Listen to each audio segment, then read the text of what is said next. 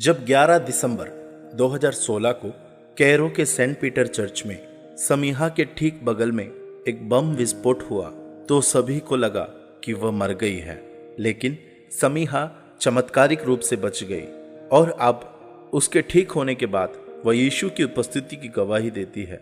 समीहा तौफीक अवध और उनके पति कलिनी ने दिसंबर 2016 में एक रविवार की सुबह चर्च जाने की तैयारी की। कलिनी ने कहा कि वह थक गए हैं, इसलिए चर्च नहीं जाना चाहते हैं, लेकिन समीहा ने उन्हें चर्च जाने को प्रोत्साहित किया। चर्च में दोनों अलग अलग बैठ गए। कलिनी पुरुषों के वर्ग में और समीहा ने महिला के वर्ग में अपना स्थान ग्रहण किया। लेकिन सुबह 10 बजे से ठीक पहले एक आतंकवादी चर्च में घुस गया और महिला वर्ग में भाग गए और 24 पाउंड TNT के साथ एक बम विस्फोट कर दिया। पल भर में शांतिपूर्ण प्रार्थना सभा अफरा तफरी में तब्दील हो गई।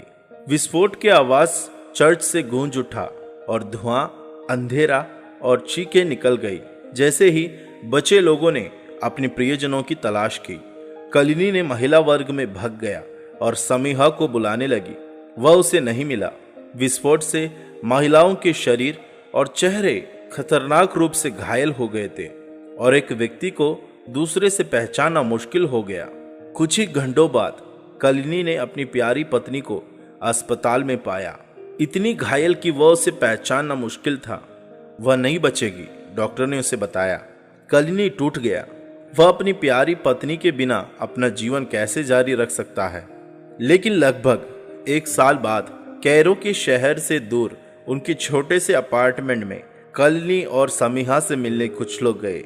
आज एक बहुत ही अलग कहानी वे बताते हैं। कान से कान तक कलिनी मुस्कुरा रहा है। उनकी पत्नी समीहा उनके बगल में जीवित और स्वस्थ बैठी है। वह बताते हैं, डॉक्टरों ने समीहा को छोड़ दिया था, लेकिन परमेश्वर की कुछ और योजना थी। समीहा के चेहरे पर जानलेवा हमले के निशान है।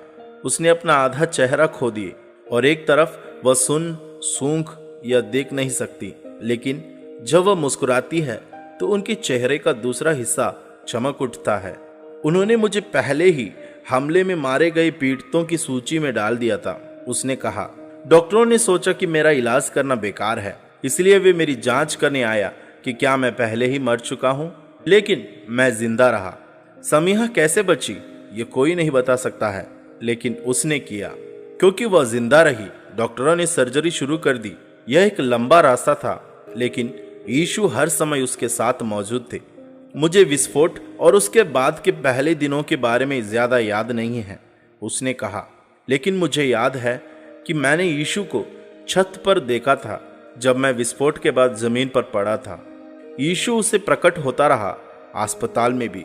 मैं यीशु के लिए मरने को तैयार होता, समीहा ने कहा, लेकिन सच्चाई यह है कि उसने मुझे इतना चमत्कारिक रूप से जीवित रखा कि वह चाहता है कि मैं जीवित रहूं। आप सभी को हमारे यीशु मसीह नेटवर्क चैनल पर स्वागत है।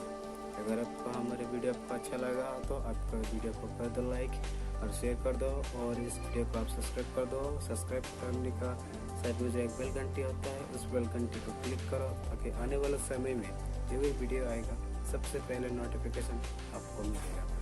आपको परमेश्वर आपको आशीष करे। धन्यवाद।